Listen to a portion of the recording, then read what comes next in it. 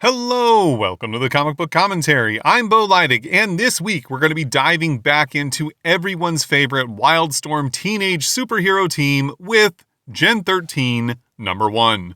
So let's zoom in and take a closer look. Before we get started today, I would like to point out that I am recording during some rather inclement weather, so if you hear any loud bangs in the background, it's simply just thunder due to a storm rolling through.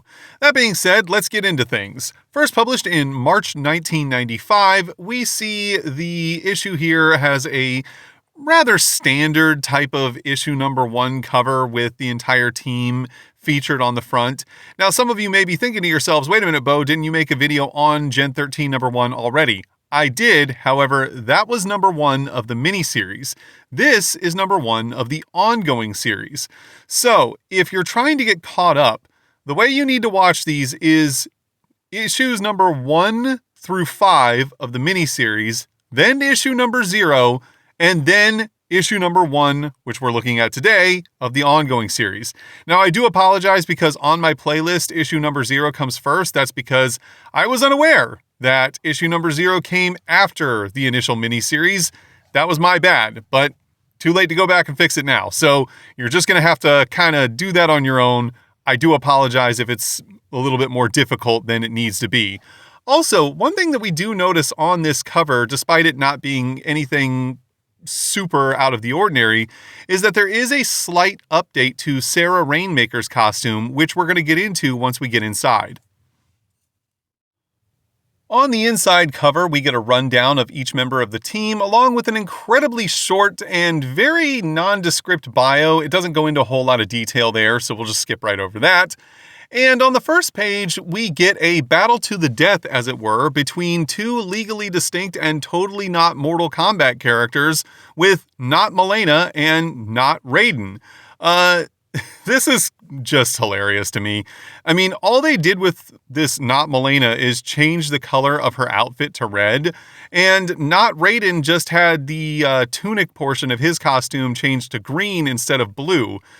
Apparently that was all you needed to be legally distinct. The battle is quite fearsome until Not Milena gains the upper hand by slicing Not Raiden up the front with her sai.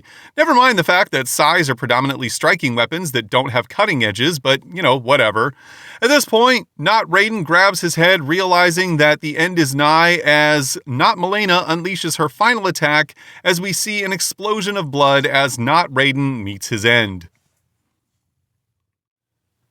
As it turns out, this was nothing more than a video game being played by Grunge and Roxy that's called Mortal Conflict. Take that, Midway's legal department.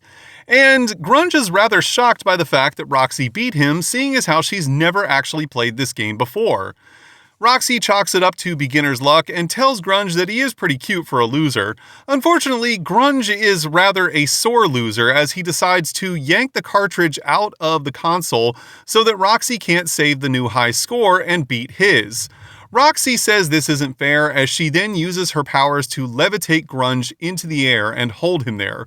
Grunge begs her to put him down and says, "Come on, babe, we're all just friends here, it's all good, right?" Roxy does say that, yeah, she forgives him, but also lets him know that she doesn't like it when he does this sort of stuff by simply just dropping him on the floor. Unfortunately, he lands on top of a bundle of power cords that he unplugs. As he looks down and grabs them in his hand, he hopes to himself that these weren't plugged into anything important. We find out that all of the power cords in question were in fact connected to Fairchild's computer and all of the different peripherals that were connected to it. However, despite the fact that Grunge is rather worried that he's done some sort of irreparable damage, Fairchild assures him that everything she was working on was backed up and that everything is okay. She does, though, then tell them that she wishes that the two of them would take things a little bit more seriously and be a little bit more devoted to their training and showing up to meetings on time, instead of wasting a lot of time playing video games, because they're in a position where they can do a lot of good for the world and help people out. At this point, Grunge and Roxy ask Caitlin exactly what she means, and she starts to second-guess herself as she says she's not really sure. Just that despite the fact that she's been named the de facto leader of the team, that she can't do everything on her own, and she really just wants everyone to take things more seriously so that they can be prepared for whatever may come their way.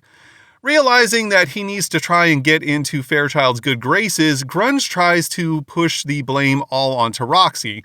Roxy immediately calls him out on his BS, as it were, and uses her powers to once again throw him up into the air and drop him on the floor.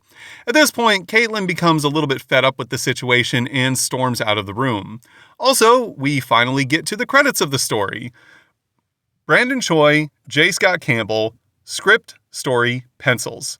Alex Garner, inks. Richard Starkings and Comicraft, letters. Wendy Fouts, color.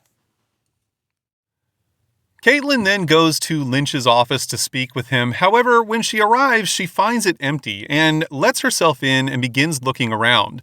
She finds some old photographs of Lynch when he was a much younger man and notes that he almost looked happy back then. At that point, Lynch enters the room and tells Caitlin, "Hard to believe I was that young at one time, huh?" This startles Caitlin, and Lynch immediately apologizes, telling her that he was out of his office because he was discussing dinner plans with the housekeeper, Anna, and asks Caitlin what she needs. Caitlin tries to play it off as though it weren't important, but Lynch tells her that he'd be the judge of that.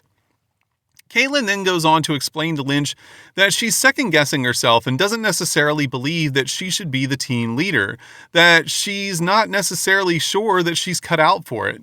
However, Lynch tells her not to undermine any of the decisions that she's made in the past, that she had the ability to just leave the facility and leave everyone else there trapped, but she made the conscious decision to return and free everyone. Caitlin tries to play it off as if this weren't a big deal, as she simply says, "Well, I couldn't just leave them there." And Lynch tries to reassure her once again, telling her that it's because she's a good leader, and no good leader would ever leave their team behind. He then tells Caitlin that if her father were still alive today, he'd be very proud of the woman that she's become and the choices that she's made in her life. Upon hearing this, Caitlin starts to chum up and become a little bit more happy as she thanks Lynch for everything. Now, there's a few things I want to put into perspective here. Number one, I'm almost positive that this statue in the background of Lynch's office is a statue of Glory from the Extreme Studios universe, though I can't be 100% sure. And number two, I don't know that J. Scott Campbell could have drawn this interaction any more creepily than he did. At no point is this anything more than Caitlin second-guessing her choices and whether or not she's cut out to be team leader, and Lynch just reassuring her and trying to build up her confidence and tell her that she's going to be a good leader and that she's the right woman for the job. That's it. That's all that's happening. Could not be any more innocent. However, J. Scott Campbell really draws it as though Lynch is trying to straight up mac on this teenage girl in the most creepy manner possible, as he comes up behind her and starts rubbing her shoulder and then holding her hand and stuff. It really is drawn like something super inappropriate is happening, even though there's not. I have no idea why he would have drawn it this way. As Caitlin returns to the living room, she finds out that Roxy has in fact stormed off in anger. Grunge, however, tells her that she most likely went downtown to blow off some steam at one of the local dance clubs. At this moment, Anna walks in and offers everyone some fresh lemonade, while we also see that Sarah Rainmaker comes around the corner totally naked and walks through the living room, not even trying to cover herself up. This, of course, catches both Grunge and Burnout completely off guard as we see their jaws drop to the floor. She then turns around coyly and tells them to put their tongues back into their mouths and that they should both try the sauna, that it's fantastic, and reminds her of the sweat lodge back home on the Apache reservation that she grew up on. At this point, Anna completely loses her mind, dropping the tray of lemonade, screaming at Sarah and asking her what on earth she thinks she's doing. Sarah tries to play dumb and says, "Oh, I'm just going for a dip in the pool before dinner. Don't worry, I know how to swim." This is something that totally befuddles Anna as she simply questions, "You mean without a bathing suit?" Grunge states that he is perfectly happy with her swimming in her birthday suit, as we see Sarah crest up out of the water and state that while it's not as nice as the freshwater springs that she grew up swimming in, it's still rather refreshing as she looks back up at both Grunge and Burnout and tells them both, "Hey, what's the matter, guys? You both afraid to get wet?" I do not like this interaction at all. Obviously you needed to explain where Roxy was at and why she's no longer in the house. But the whole portion with Sarah just traipsing around the house naked for literally no reason doesn't make any sense in terms of how it fits into the story. This is literally just a, very obvious attempt to try and boost sales with teenage boys. But I gotta be honest, even when I was a teenager myself, I didn't like this sort of thing then. I mean, obviously, I remember what it was like to be a horned up 13-year-old boy and being like, "Oh my God, naked women, you gotta be kidding me." But at the same time, I was also smart enough to know when I was being pandered to, and I didn't like it any more then than I do now. We then get 2 pages of vertical storytelling, because apparently Rob Liefeld helped with the layouts, where we see that Roxy has gone to a nightclub called The Soil Machine. I have to wonder if perhaps there was a local nightclub in the San Diego area during the mid-90s that this was supposed to be an homage to. I'm not certain, I don't know enough about San Diego today, much less in 1995, but it wouldn't surprise me if this was some sort of little nod to a club that existed in that area at the time, seeing as the homage studios were based in San Diego when this book was produced.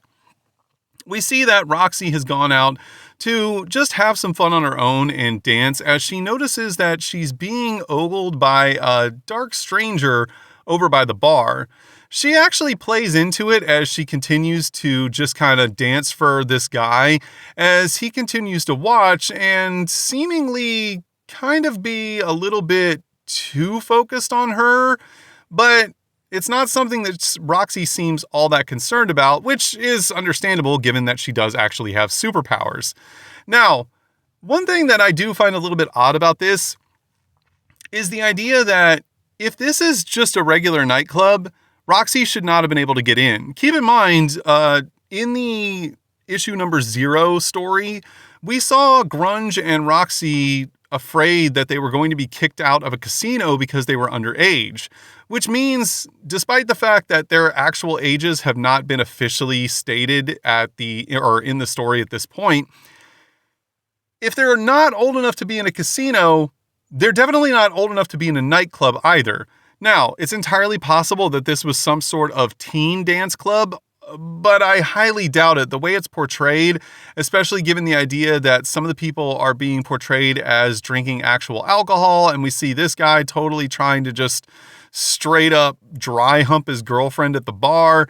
It seems as though that this is like an adult nightclub that Roxy should have had a much harder time getting into. But then again, it's not like it's that hard to sneak into nightclubs either, so maybe they're just running with that. Regardless, it's never actually stated, and I really wish it was, because it would add a little bit more context to the story.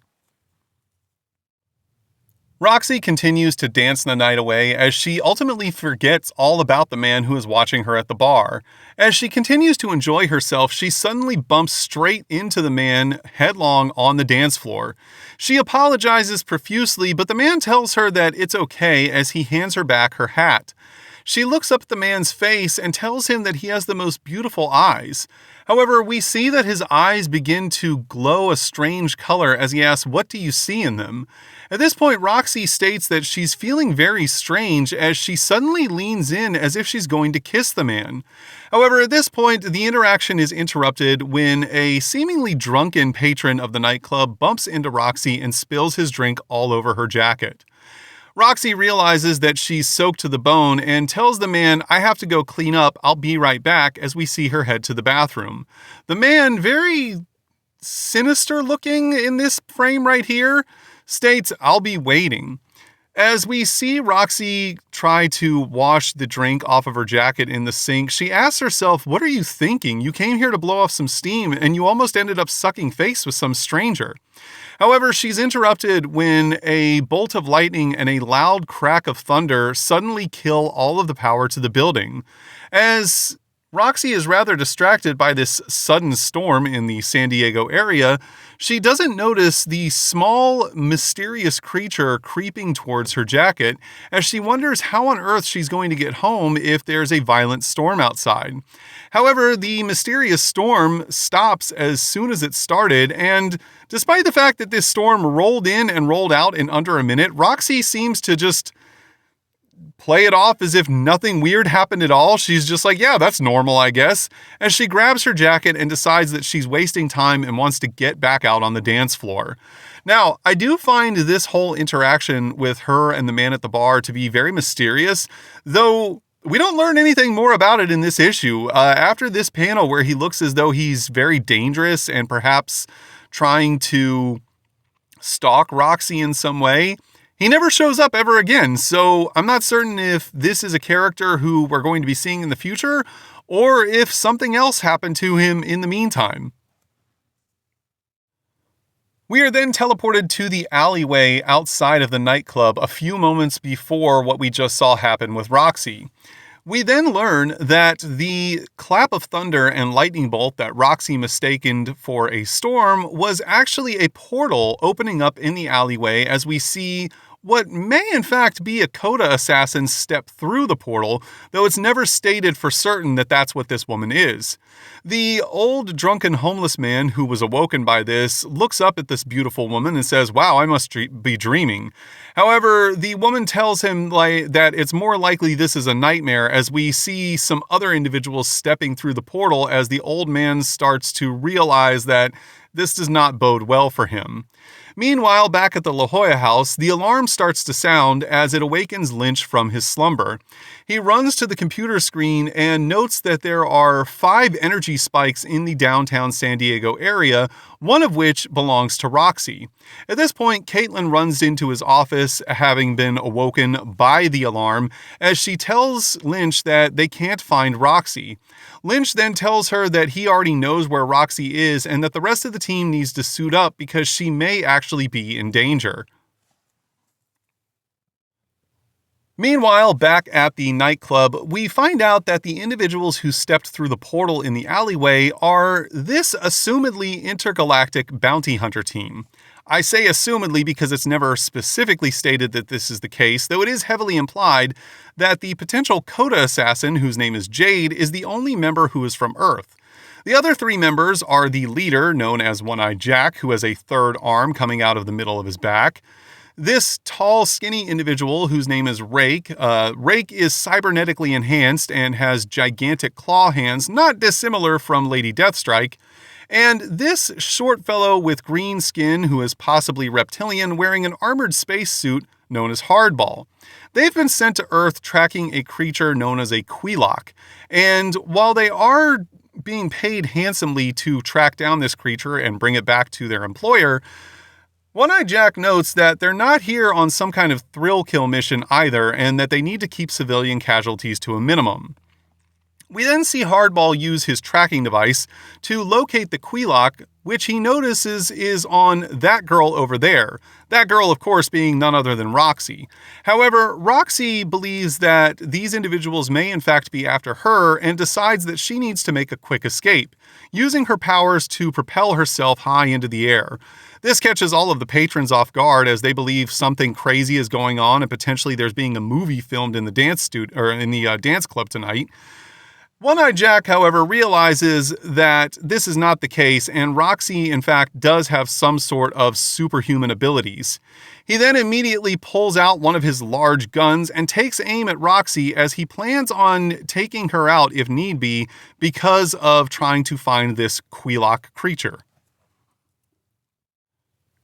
Thinking on her feet, Roxy uses her powers and abilities to dodge all of the gunfire coming from One-Eyed Jack as she takes cover behind the bar. Realizing that they have the upper hand and superior numbers, the bounty hunter team decides to cut off all of Roxy's possible exits and move in to capture the Queelock. Behind the bar, Roxy tries to gain her bearings as she can't figure out exactly what's going on until the small creature that we saw in the bathroom, which is in fact the Queelock, comes out of her jacket. This is something that Roxy was not expecting as she sees this small, green, mouse-like creature just appear out of nowhere, but she then realizes that this in fact must be the Queelock creature that those mutant freaks were talking about.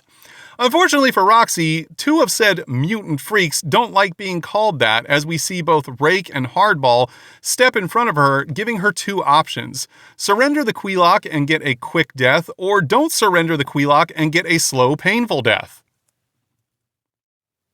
Thankfully for Roxy, it's at this point that the rest of the team arrives, bursting through the doors, noting that all of the other patrons of the dance club have managed to escape without harm. They immediately see that Roxy is being accosted by the bounty hunters and tell them to stop whatever it is they're doing. However, One-Eyed Jack is not too pleased when he notes that 4 more superpowered beings have shown up, as he tells both Rake and Hardball to waste them. Roxy then starts to panic and thrash, as she is not necessarily concerned for her own well-being despite the fact that she's being strangled by One-Eyed Jack, but is more concerned about the well-being of her friends. We then see Grunge spring into action as he jumps over both Rake and Hardball, but is stopped in his tracks by the very beautiful possible Coda assassin known as Jade. He is completely dumbfounded by this babe, as he calls her, but she, however, is not too impressed by him, as she is not ready to just sit back and let him go right towards Roxy to rescue her. Jade then immediately springs into action and quickly gains the upper hand as she's able to knock Grunge off of his feet. Grunge, as he lands hard, hits his head and looks up in a rather dazed state. He's portrayed in a somewhat Looney Tunes-esque manner of having different images of Jade spinning around his head as he simply states, "Duh, look at all the pretty ladies." At the same time, Rake charges at Sarah, who immediately starts to taunt him. However, this is because she wants to use his anger against him so that she can gain the upper hand. She immediately jumps over top of Rake and does a front flip while landing on the other side. She then turns back and fires a burst of electrical energy out of her hand. However, she notes that the new gauntlets that she's been given by Lynch actually enhance her powers to make them that much more potent. While we see Rake then get shocked by the electrical blast from Sarah, we also see Burnout use his own powers to land a fire blast directly into the face of One-Eyed Jack. This allows Roxy to make a swift escape from his clutches, as, leaving nothing to chance, Fairchild runs in and lands a front kick of her own, knocking Jack off of his feet. Meanwhile, as we see Jade standing above Grunge, making her way to the final blow, she raises her blade above her head and brings it down. However, Grunge immediately catches the blade between both of his hands and tells her that he was simply playing possum, as we see him utilize his own powers to turn his skin metal and also bond his hands to her blade. He then uses this moment to grab the blade and flip her over his back and send her flying through the air. We then rejoin the battle between Sarah and Rake and find out that Sarah has actually been injured, though we don't know exactly how because it was never explained or shown anywhere in this issue, and that Rake is back on the offensive as we see Jade flying through the air behind him. Rake lunges forward with his claws open. However, this is exactly what Sarah wanted to happen, as she reaches up and grabs him on the wrist, unleashing a massive electrical charge directly into his body that knocks him unconscious. We then notice that Jade has landed back on her feet and realizes that the battle is not going well for her and the other bounty hunters. At this point, she decides that it's time to make a swift retreat as she once again opens up a portal and steps through it. Grunge notes that this is the case, and Caitlin, realizing that this is definitely the opening that their team needs, picks up both Rake and Jack above her head and tosses them forward through the portal. As he watches the rest of his team fly through the portal, Hardball starts to panic as he realizes he's now all alone and needs to formulate some sort of a plan. However, the decision of what to do next is made for him when Grunge kicks him from behind and launches him through the portal as well. Burnout then suggests that the team should follow the bounty hunters through the portal to see where they came from. However, Caitlin quickly puts the kibosh on that idea as she correctly notes that they have no clue where this portal leads to and that they may end up being cut off from any type of backup whatsoever if they were to step through it. She tells them that the only thing that matters right now is that Roxy is once again safe and that they need to regroup and go back and report to Lynch.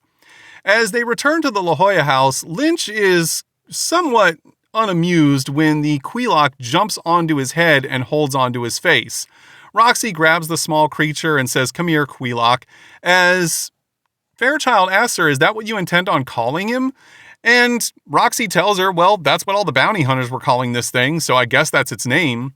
At this point, though, Lynch interjects and tells them that the Queelock may in fact be very dangerous. We then see Roxy and Grunge ask why he thinks this is, as Lynch tells them that the bounty hunters were willing to kill all of them to capture this small creature, which means that they're willing to go to great lengths to secure this creature for whatever reason, and that it's very likely they haven't seen the last of them as we reach the end of the story. We next get an advertisement for Combo, which, as far as I can gather, was apparently some sort of a competing publication to Wizard, as it had news, price guides for comics, non-sports cards, action figures, video games, tabletop gaming, and more. I don't recall ever seeing an issue of Combo anywhere. If you happen to pick one of these up at one time, feel free to talk about it in the comments below and let me know what this was about. And then we get a pinup by Joe Benitez and Chuck Gibson. Now, I have a couple of problems with this pinup. Number one, there's no way to remove it from the book because of where it sits. It should be in the middle so that people can tear this out and use it as a poster if they like, but that's a choice made by the publishing company, so do whatever you want.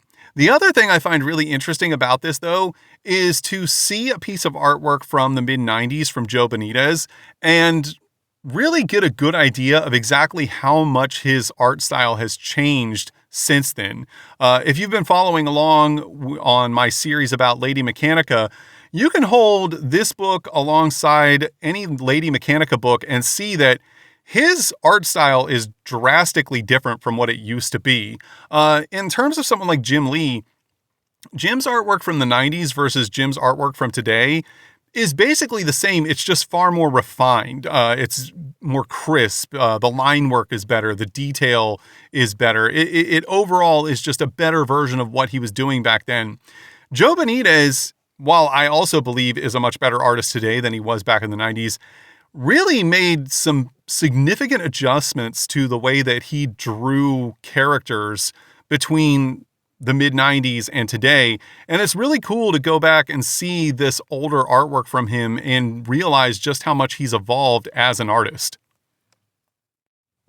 We then get an advertisement for Wildstorm Gallery trading cards. I've actually never seen any of these in person, though if I ever came across them, I would certainly buy them because they look super cool and very detailed. And an advertisement for the Gen 13 #1 premiere party that was happening in Las Vegas.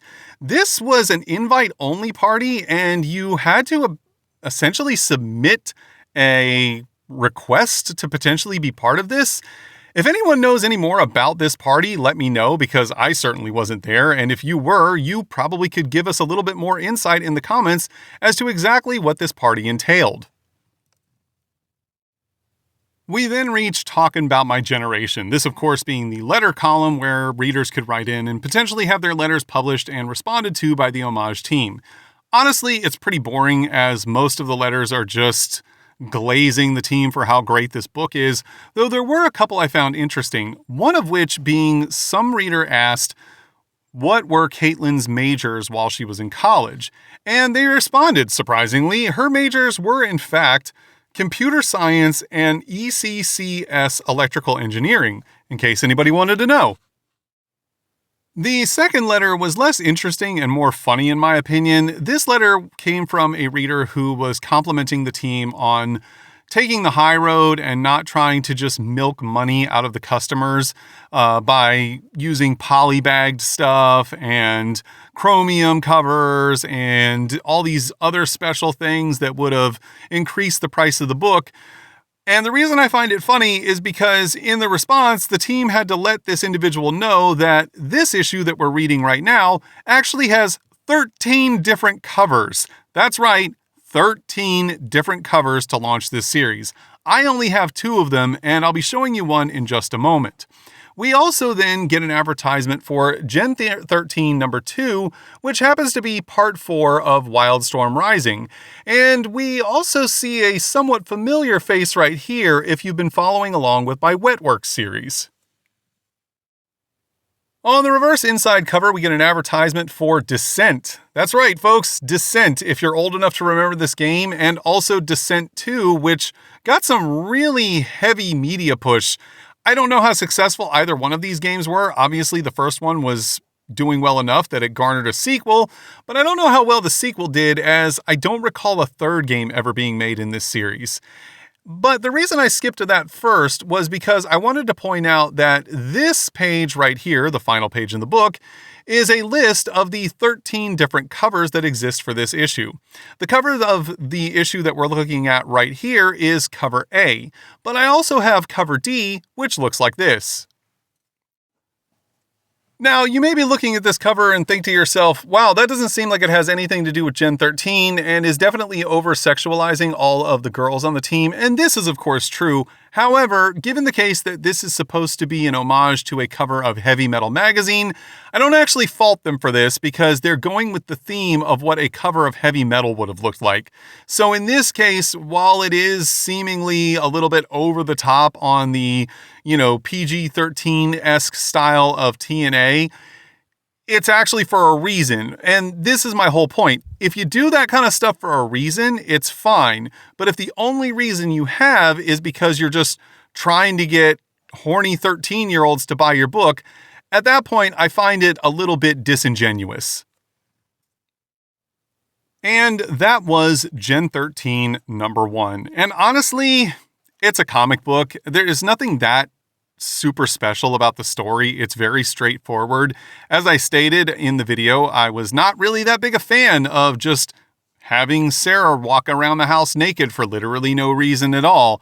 And the rest of the story, there's nothing inherently wrong with it, but it's also not exceptionally exciting either, and it does seem like a really odd choice to make this your story for the beginning of your ongoing series. Obviously, they do try to set up for a potential of seeing the bounty hunters again, and we also have this new little creature known as Queelock that we don't know anything about other than the fact that it's a green rodent-like creature from outer space, I guess. So there is some mystery to build upon there, but outside of that, the rest of the book is just kind of like a paint-by-numbers type of story. But then again, these are just my opinions. You may feel that this story was actually really well done and you really liked it a lot, and if that's the case, it's okay, because everyone's entitled to their own opinions. If you enjoyed today's video, please feel free to like, comment, and subscribe, and thanks for stopping by. Have a great day.